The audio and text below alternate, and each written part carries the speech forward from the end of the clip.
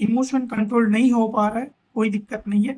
ये वीडियो में मैं तुम्हें सॉल्यूशन दूंगा कि कैसे तुम तुम्हारे जो इमोशन होते हैं उसको कंट्रोल करोगे, कैसे मैनेज करोगे। और लास्ट में मैं तुम्हें 3 ऐसे सीक्रेट एक्सरसाइज के बारे में बताऊंगा जिस एक्सरसाइज को यूज करके तुम तुम्हारा जो इमोशन होता है उसे कंट्रोल करोगे और कैसे मैनेज करोगे। और ये जो एक्सरसाइज है वो उसको मैंने खुद पर्सनली यूज किया है, और बहुत सारे ऐसे लोग हैं जिसको मैंने यूज करवा के उनकी लाइफ में चेंज भी देखा है। तो वीडियो स्टार्ट करने से पहले फटाफट से नोट और पेन ले लो। बहुत ऐसे इंफॉर्मेटिव चीजें बताने वाला हूँ, एक्सप्लेन करने वाला हूँ, जिसकी हेल्प से तुम तुम्हारे जो इमोशन होते हैं उसको कंट्रोल कर लोगे। हमारा जो ह्यूमन बॉडी है ना उसके अंदर मेनली 4 इमोशन ज्यादा ट्रिगर होते हैं, जैसे कि हैप्पीनेस, सैडनेस, फियर और एंगर। ये 4 इमोशन ज्यादा ट्रिगर होते हैं। तो ये 4 इमोशन को हमें कैसे कंट्रोल करना है, कैसे मैनेज करना है, चलो उसके बारे में समझते हैं। तो सबसे पहला इमोशन आता है हैप्पीनेस। आप लोगों को लगता होगा कि सर अगर हम खुश हैं तो हमें क्यों उसको कंट्रोल करना है, हैप्पीनेस को क्यों हमें कंट्रोल करना है। बट कोई भी चीज़ ज़्यादा अच्छी नहीं होती है। मान के चलो तुम बहुत ज़्यादा खुश हो रहे हो, बहुत ज़्यादा अपने ब्रेन को डोपामिन दे रहे हो, तुम ज़्यादा खुश हो रहे हो, तो इसकी वजह से जो तुम्हारा ब्रेन होता है ना उसको ज़्यादा डोपामिन रिलीज करने की आदत हो जाती है। और इसकी वजह से तुम कोई भी डिसीजन लेते हो ना तो वो गड़बड़ी में डिसीजन चला जाता है। तो इसीलिए ज़्यादा खुश होना भी अच्छी बात नहीं है। जब भी तुम बहुत ज्यादा खुश हो रहे हो तब तुम याद कर लो कि कौन से ऐसे दिन थे जहाँ पे तुम ज्यादा सैड थे, और खुद के दिमाग को शांत कर लो। ज्यादा खुश होने की भी जरूरत नहीं है, क्योंकि ये पूरा साइकिल होता है। हैप्पीनेस आएगी तो सैडनेस भी आने ही वाला, जब तुम सैड हो तो हैप्पीनेस भी आने वाला। तो इसीलिए तुम्हें तुम्हारे हैप्पीनेस को भी कंट्रोल करना बहुत जरूरी है। तो दूसरा इमोशन है एंगर, गुस्सा। ये तो हमारे ह्यूमन बॉडी के लिए बहुत जरूरी है, क्योंकि हम गुस्से में आकर बहुत ऐसे हमारे रिलेशन होते हैं उसको भी तोड़ देते हैं, और बहुत ऐसी सारी चीजें होते हैं जो नहीं करनी होती वो भी हम कर देते हैं। इसीलिए गुस्से को कंट्रोल करना तो आज के टाइम पे बहुत बहुत इंपॉर्टेंट है। तो मैं तुम्हें बताऊंगा, चलो 3 एक्सरसाइज बताता हूँ गुस्से को कंट्रोल करने के लिए, गुस्से को कंट्रोल करने के लिए। तो सबसे पहली एक्सरसाइज है, जब भी तुम बहुत ज्यादा गुस्सा कर रहे हो ना तब तुम्हें क्या करना है, एक 10 सेकेंड के लिए शांत हो जाओ, डीप ब्रीथिंग करना स्टार्ट करो। डीप ब्रीथिंग करना स्टार्ट करो, उसके बाद तुम्हें क्या करना होगा, 1 से 2 ग्लास पानी पी लो। 1 से 2 ग्लास पानी पीने के बाद अभी भी गुस्सा शांत नहीं हो रहा है तो ये टेक्निक का यूज करो।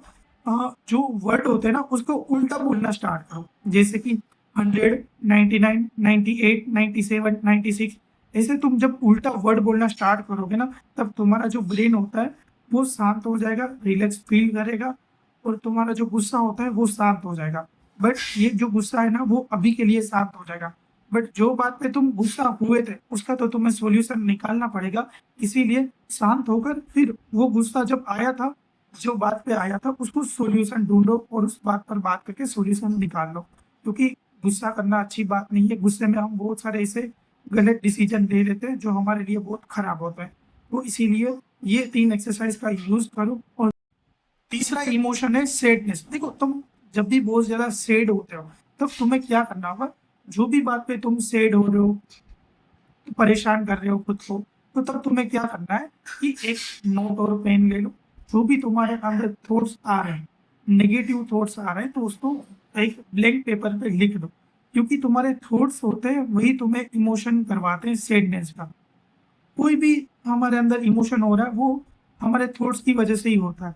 तो जो तुम्हारे अंदर थॉट्स आ रहा है, मान के चलो अगर तुम्हारा ब्रेकअप हो गया तो तुम उसकी वजह से परेशान हो रहे हो, सैड हो रहे हो, तो उसको थोड़ा थोड़ा लिखना स्टार्ट करो या फिर किसी और को बता दो। तुम जो तुम्हारा अंदर सैडनेस है वो किसी को बताओगे तो उसमें रिलीफ फील होगा, रिलैक्स तुम फील करोगे।